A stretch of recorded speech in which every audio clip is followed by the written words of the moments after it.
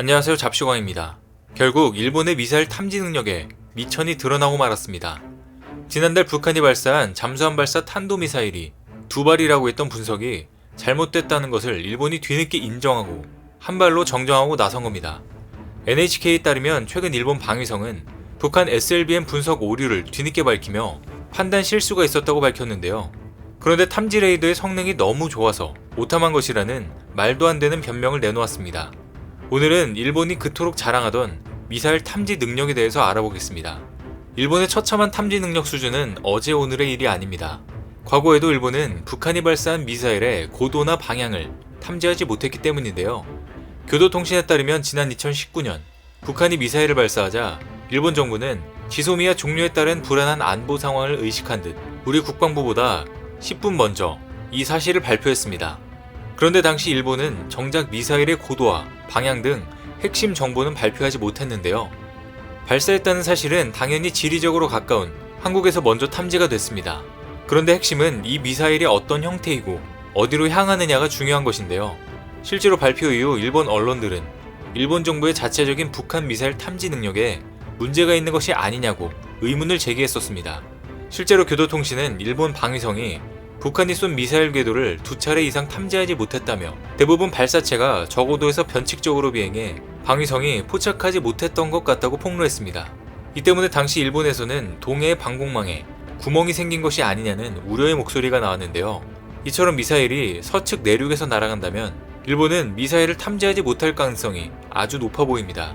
그런데 반대로 당시 우리 정부는 북한 미사일 탐지와 분석에 모두 성공하면서 일본과 극명하게 대비됐습니다. 한국은 제대로 북한 미사일을 탐지했는데 일본은 자신들의 탐지 능력을 세계 최고 수준으로 자랑하더니 결국 거짓말이 탄로난 겁니다. 그런데 일본의 크나큰 어점은 또 있습니다. 한일 군사보호협정 지소미아 종료 후 일본 정보 수집과 미사일 방어 능력에 큰 변수가 생기면서 안보 상황에 심각한 구멍이 뚫려버린 겁니다. 그동안 일본은 지소미아로 엄청난 수혜를 받았지만 이제 한국으로부터 군사 정보를 받지 못하면서 미사일의 전체적인 동향을 파악할 수 없기 때문입니다. 지소미아는 협정을 맺은 국가 간 군사기밀을 서로 공유할 수 있도록 하는 것으로 우리 정부는 지난 2019년 한일 군사정보보호협정 종료를 공식 발표했습니다. 앞서 말씀드린 것처럼 일본은 지소미아 종료 후 정보 판단이 틀린 경우가 많이 발생했는데요. 북한 SLBM 초도평가 당시에도 일본은 실수했고 수정하는데도 4시간이나 걸리기도 했습니다. 이 때문에 일본 군사 전문가들은 지소미아 종료 후 대북 군사 정보 측면에서 어려움이 생겼다고 분석하고 있는데요. 그동안 일본은 인공위성 정보 자산이 풍부한 것으로 평가돼 왔었는데 자세히 들여다보면 실상은 명성과 조금 다릅니다. 일본 자위대는 위성 외에 미쓰비시가 제작한 지상 대공 레이더 JFPS-3 7대와 JFPS-5 4대를 운영하며 탄도미사일 탐지에 활용하고 있습니다. 이는 모두 지상 기반의 레이더로 탐지 능력에 허점이 생길 수밖에 없습니다. 또한 일본은 북한 미사일 발사를 정찰하는 7기의 정보 수집 위성을 운영하고 있음에도 제대로 활용하지 못하는 것으로 보이는데요. 이렇듯 일본의 미사일 탐지 능력은 독자적인 정찰 능력이 없다고 봐도 무방할 것 같습니다. 하지만 일본이 매번 탐지에 실수할 때마다 일본 장관들의 대처 방법은 예전이나 지금이나 매번 똑같아 보입니다. 최근 일본은 북한 SLBM 분석 오류 사건으로 미사일 탐지 능력에 관한 기자회견을 했지만 무슨 얘기를 하는지 하나도 알 수가 없었는데요. NHK에 따르면 최근 히로가치 관방장관은 북한 미사일 탐지 추적 능력에 문제가 없었냐는 일본 기자의 질문에 핵심은 대답하지 않고 말을 빙빙 돌려 얼버무려 나갔습니다. 당시 히로가치 관방장관의 답변은 일본 정부는 항공기, 선박의 안전 확보 등 관점에서 북한의 탄도미사일 발사 정보에 대해 그 시점에서 얻은 정보를 바탕으로 국민에게 정확한 정보를 제공할 수 있도록 노력하고 있다는 것이었습니다. 그러면서 그는 북한 탄도미사일 발사의 경우 국민 여러분의 안전 확보라는 관점에서 어떻게 해결해 나갈지 부단히 검토하면서 정확한 정보 제공에 힘써야 할 필요가 있다고 본다 라고 답변했는데요. 또한 미사일 낙하 예측이 어렵냐는 질문에 대해서도 궤변을 늘어놓았습니다. 관방장관은 북한 미사일이 중대한 위협이라는 것은 기본적으로 말씀드렸다며 나아가 미국과 한미를 포함해 연계하면서 먼저 분석하면서 또 북한에 대해 다양한 동향을 파악하겠다고 전했습니다. 그러면서 그는 이런 사안도 감안해 방위성 중심으로 일본의 방위를 어떻게 해야 할지 이것에 대해 끊임없이 검토해 나갈 필요성이 있다고 생각한다고 덧붙였습니다. 아울러 자세한 내용은 민감한 부분이 있기 때문에 답변은 삼가하고 싶다고 밝혔는데요. 즉, 이처럼 핵심은 답변하지 않은 채 질문의 요지를 바꿔서 답하는 일본 장관의 논법은 유명합니다. 예를 들어 밥을 먹었냐는 상대방의 질문에 처음에는 안 먹었다고 했지만 나중에 먹은 것이 발각되면 나는 빵을 먹었으니 밥을 안 먹은 거라고 말하는 것과 비슷한 이치입니다. 한마디로 심각한 안보 위협 상황에서도 말장난만 늘어놓고 있는 것인데요. 이에 대해 누리꾼들은 유체이탈 화법의 달인을 봤다. 일본 정치인의 가장 중요한 능력은 대답을 하면서 대답을 하지 않는 것이다. 일본은 정치하기 참 좋은 나라로 어떤 질문이 들어와도 답변은 똑같이 복사 붙여넣기만 하면 된다.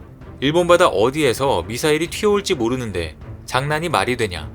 동문서답의 내용을 잘 들었다는 등 황당하다는 반응을 보였습니다. 그런데 전문가들 사이에서는 일본이 이처럼 행동하는 이유가 따로 있다고 보고 있습니다. 제일 먼저 제기되고 있는 주장은 일본이 적기지 공격 능력 보유 주장을 위해 일부러 탐지 능력을 떨어뜨리고 있다는 것입니다. 실제로 일본은 이번 북한 SLBM 낙하 지점의 초기 파악에 실패하자 미사일 방어만으로 대응하는 데 한계가 있다며 선제 공격을 할 수 있는 적기지 공격 능력 보유론을 다시 제기하고 있습니다. 적기지 공격 능력은 탄도미사일 발사 등 적국의 공격 징후가 나타날 때 일본이 선제 공격을 해 이를 제압해야 한다는 주장을 말합니다. 일본은 제2차 세계대전 패전 이후 외국으로부터 무력 공격을 받았을 때 최소한의 방위력만 행사한다는 전수방위 원칙을 헌법에 규정하고 있는데요. 때문에 적기지 공격 능력은 보유할 수가 없지만 최근 자민당 등 중심으로 적기지 공격 능력을 보유해야 한다는 목소리가 꾸준히 나오고 있는 상황입니다. 실제로 최근 일본은 내년 방위비를 대폭 증액하면서 일본 정부가 수십 년간 지켜온 1% 룰까지 깨는 등 전쟁을 하기 위한 준비를 진행 중입니다. 또 이번에 일본은 북한의 미사일 기술이 향상돼 탐지가 어려워졌다고 했지만 현재 일본이 보유하고 있는 첨단 장비로 탐지하지 못했다는 게 말이 안 된다는 주장도 나옵니다. 현재 일본 자위대는 타국에서 일본으로 발사된 비행체를 각지에 설치된 경계관제 레이더로 탐지하고 있는 것으로 알려졌는데요. 일본은 비행 속도가 빠른 탄도미사일의 경우 발사 각도와 속도를 토대로 포물선 궤도를 계산해 비행 궤도를 레이더로 추적하는 등 첨단 장비를 갖추고 있긴 합니다. 그래서 두 번째로 제기되고 있는 주장은 일본이 첨단 장비를 가지고 있지만 이를 제대로 활용할 수 있는 사람이 없어서 탐지 능력이 떨어진다는 주장입니다. 이번에도 미사일 한 발을 두 발로 오판하게 된 원인을 일본 방위성은 어떤 우주물체와 위성 같은 인공물로 추정했다며 어이없는 주장을 해왔습니다. 그러면서 자위대 레이더의 탐지 능력이 굉장히 높아서 생긴 일이라며 또다시 말도 안 되는 주장을 늘어놓았습니다. 그런데 이번이 북한이 발사한 탄도미사일의 고도는 약 60km로 낮았고 비행거리도 590km로 단거리로 탐지됐는데요.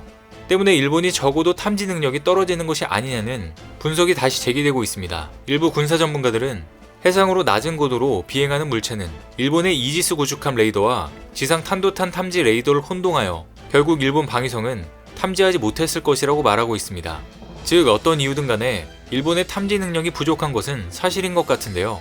과거에도 일본 방위성과 자위대는 P1 초계기 탐지 문제, 잠수함 충돌 밖에 나와 핸드폰으로 신고한 사건, 아군 전투기 격추 사건, 최근 F2 캐노피 탈출 사건 등 최악의 대처 능력을 보여줬습니다. 결국 현재 미사일을 탐지 못하는 일본 방위성이 할 수 있는 것이라곤 독도를 본인들 땅이라고 우기는 것밖에 없어 보입니다. 어찌됐든 지소미아 종료 후 일본의 탐지 능력은 최악의 수준을 보이고 있습니다. 한국의 도움이 없어지자 일본의 안보 상황에 구멍이 나며 현재 일본 국민들은 계속 불안에 떨고 있습니다. 오늘 준비한 소식은 여기까지입니다. 댓글을 통한 여러분들의 많은 의견 기다리겠습니다. 많은 분들의 생각이 모였을 때 진정 가치 있는 지식이 완성될 것입니다. 시청해주셔서 감사합니다.